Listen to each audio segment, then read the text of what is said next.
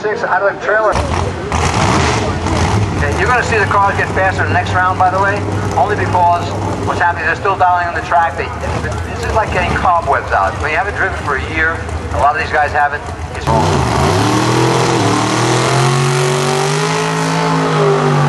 In the left lane, we have Steve Assenmacher driving this.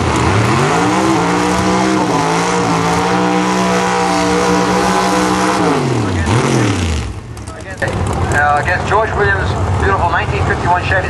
Chevy was built by Montana Brothers, by the way, and the is power. Both motors. Okay, both with 4-speed transmissions, Lenkos, obviously. So we'll see what happens. It's a question of figuring out how enemies kick his butt big time.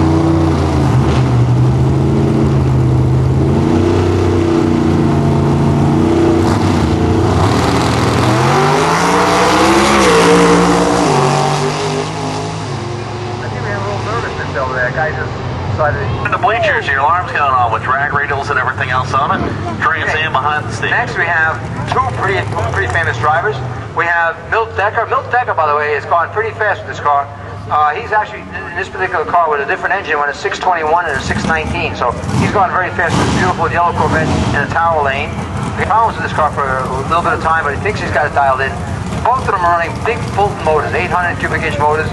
And Milt Decker's here with his entire family. He's got his wife here, his beautiful wife Joy.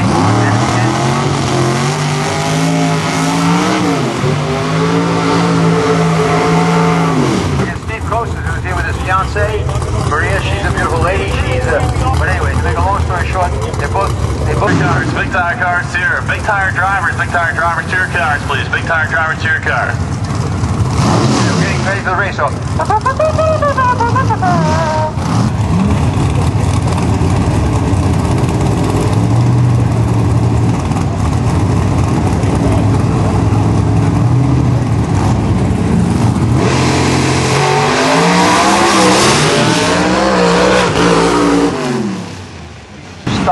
So that's what happens when you get tire shake. Quite honestly, it's I'd have to change my own. So again, they haven't dialed the car in yet.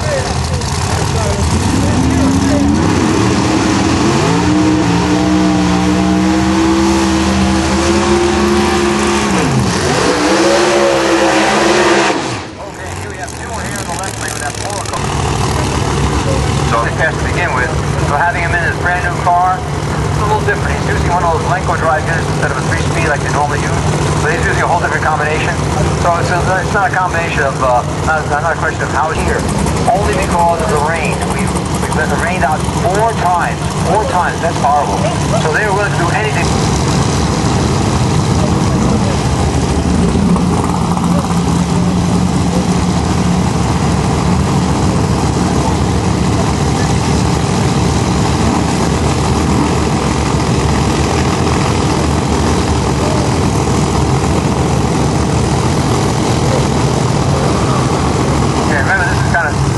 Tim O'Hare's first pass on his car this year, so we'll see what happens.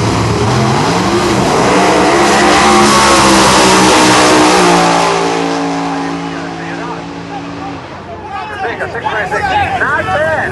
Oh my God, 260 miles an hour. And okay, we have, I guess it's a new club member with that 37 share. Rich Shamlin. Now Rich has just joined the club today. He actually raced here, got his license here last year, and he bought another person who just saw him raced a few moments ago. He bought Milt Decker's X motor, so that motor's making some real serious power. The real question is, can he get it to the ground, and is everything okay? I think they're waiting to check out the track, make sure to reach multiple lanes. So he's going to go down by a solo, only because we're trying to be safe here, guys. Safety first. What's wonderful about Cecil County is always safety first. We don't want anybody to get hurt. We don't take any chances. What we do is we prefer to have a car go down by itself, do a solo, and at that point in time, he doesn't hurt anyone.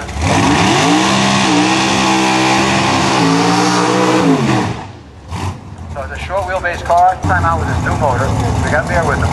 But again, it's that hint of energy. They would want to come out 2 or 3 weeks ago, but they couldn't because of the rain. And then they're here today, and hopefully we'll see what happens. But he's just getting the car down, he's happy to be doing that. Frank Matilli's first pass on that car as well, so we'll see what happens.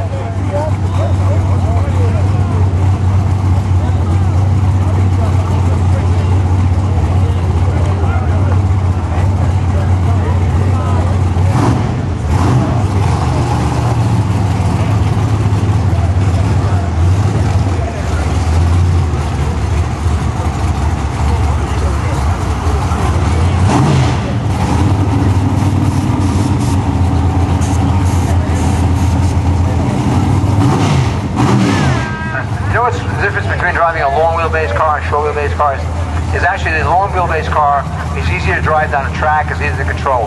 Short wheelbase car will generally leave like a rocket, but it's a little bit hard to control.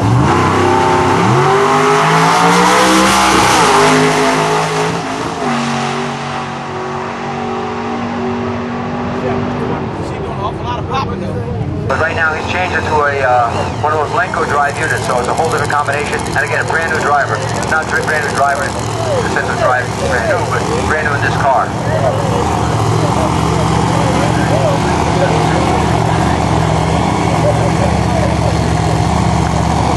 '57 Chevrolet Sport. Check out the portholes on it. Frank Patilli.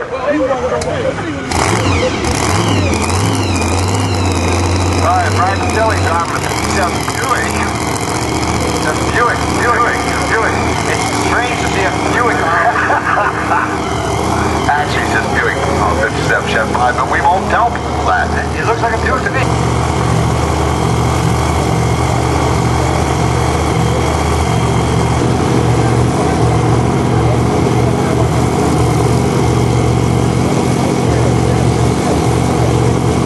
Trying to get the driver lined up properly down here. Don't want to look for it.